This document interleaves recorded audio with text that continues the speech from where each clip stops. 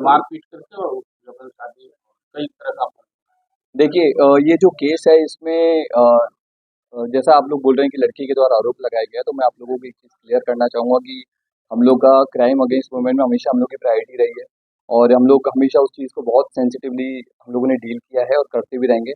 रही बात इस मैटर की, तो इस मैटर में लड़की अभी तक एक बार भी थाने पे नहीं आई थी। लास्ट ईयर सेम कंपनी के सेम ब्रांच में बखरी स्थित जो ब्रांच है उसमें रेड किया गया था। रेड करने पे 7 लोगों की गिरफ्तारी की थी। उस टाइम पे भी लड़की कहीं सामने नहीं आई थी।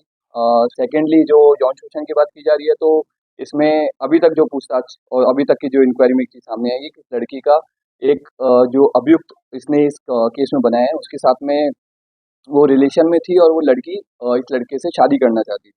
पिछले 1.5-2 साल से लगातार प्रेशर डाल रही थी और जब शादी नहीं हुई और उसके बाद में इसने आकर के केस किया है।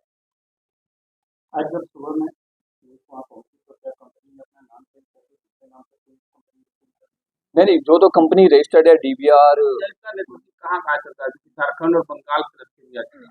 बिल्कुल, इसमें झारखंड, बंगाल और ये सिर्फ बिहार में नहीं है, ये कंपनी बाकी स्टेट्स में भी है, पंजाब तक और साउथ में भी इस कंपनी की कई सारी ब्रांचेज़ हैं और कई बार ये डायरेक्ट सेलिंग में खुद से करती है या फिर कई बार अपनी फ्रैंचाइज़ भी दे देती है। जैसे कई सारी डायरेक्ट सेलिंग कंपनीज़ हैं, जो इंडिया में ऑपरेट करती हैं, उन्हीं में से एक कंपनी। ट्रेनिंग में फ्रॉड कॉलिंग के बारे में बताया जारी हम लोगों ने भी देखा, उसमें बताया जाता है किस तरीके से बेरोजगार को खोजना है, टारगेट करना और फिलअप प्रताप का शिकार हो।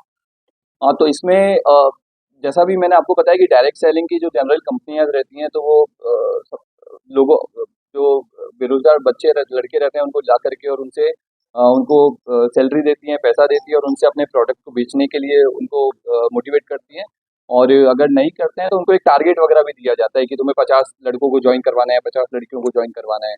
तो वही सेम चीज़ इस वाले केस में हुई है। मारपीट करने का वीडियो सामने आया। मारपीट करने का वीडियो सामने आया है और अभियुक्त के द्वारा भी ये चीज़ एक्सेप्ट की गई है कि उसमें, और ये पुराना जो केस हुआ था उसमें भी ये चीज़ सामने आई थी, उसमें भी हम लोग के पास में एक वीडियो आया था मारपीट का।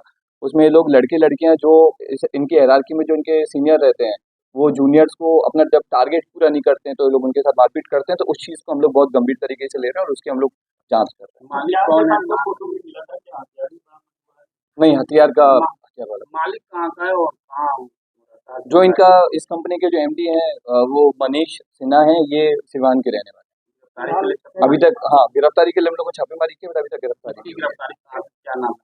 और जिसकी हम लोगों ने गिरफ्तारी की है, इसका नाम तिलक है और इसके हम लोग गोरखपुर से गिरफ्तारी किया। कहाँ का रहने वाला केस दर्ज होने के बाद में हम लोग है? मतलब अनमैरिड लड़कियां रहती है या सामने नहीं आती, तो पुलिस अपने स्तर से कहने की स्थिरता तो बरत क्या लग रहा नहीं, ऐसा बिल्कुल नहीं है। लास्ट ईयर जब इसमें एफआईआर हुआ था, जो व्यक्ति एक ओमकार नाथ पांडे नामक जो विक्टिम थे वो आए थे सामने। उस दौरान भी हम लोगों ने बहुत लोगों से पूछताछ की, बट उस टाइम पे भी कहीं इस तरह का कंप्लेन नहीं आया, ना ही इस लड़की के द्वारा इस तरह का कोई हमें बताया गया, है? जबकि अनुसंधान नहीं, पुलिस के अनुसंधान में इस लड़की ने कभी ऐसा नहीं बताया, जबकि हाँ, कोई दूसरी नहीं। हाँ, बट यौन शोषण का उस टाइम पे भी नहीं आया था। और मैं आपको एक और चीज़ बताना चाहूँगा कि सेम चीज़ हम लोगों ने सदर थाने में भी लास्ट ईयर एक दूसरी कंपनी जो इसी तरह से डायरेक्ट सेलिंग के बिज़नेस में लगी हुई है, उस पे भी हम लोगों ने 2-3 बार रेड किया है और एफआईआर की है, क्योंकि उस टाइम पे भी लड़कियाँ आई थी सामने, बट कहीं यौन शोषण का बात नहीं आया। तो जो ये चीज़ बात उठ रही है शिथिलता वाली, तो मैं आपको ये चीज़ बहुत कॉन्फिडेंस के साथ बोलना चाहूँगा कि हम लोग लगातार इस तरह के मैटर्स पे बहुत सीरियसली लेकर के कार्रवाई करते रहे हैं। एसआईटी का इसमें गठन किया गया है एसडीपीओ टाउन टू के नेतृत्व में। अभी तक के उसमें अभी तक की इन्वेस्टिगेशन है, बाकी इन्वेस्टिगेशन जारी है, तो इसमें आगे बिल्कुल उसमें जांच होगी। इसमें सिर्फ लड़कियां नहीं है, लड़के भी हैं और ये कहना मुश्किल है नंबर का, क्योंकि इसमें लाखों की संख्या में लड़के लोग हैं, लड़कियां लोग हैं, जो पूरे इंडिया में इन लोगों के कॉल सेंटर चलते हैं, फिर अलग अलग ब्रांचेस हैं जहाँ पे बैठ करके वो कस्टमर को फोन करते हैं और अपने प्रोडक्ट्स को बेचते हैं। दूसरे स्टेट से पुलिस से संपर्क किया है? बिल्कुल, तो हम लोग इसकी जितनी भी ब्रांचेस हैं, सारी ब्रांचेस का हम लोग एक वो लिस्ट तैयार करेंगे और जितने भी ब्रांचेस में जो अलग अलग स्टेट्स में अलग अलग सिटीज में हो रही है, उनके हम लोग संबंधित पुलिस को हम लोग सूचना देंगे।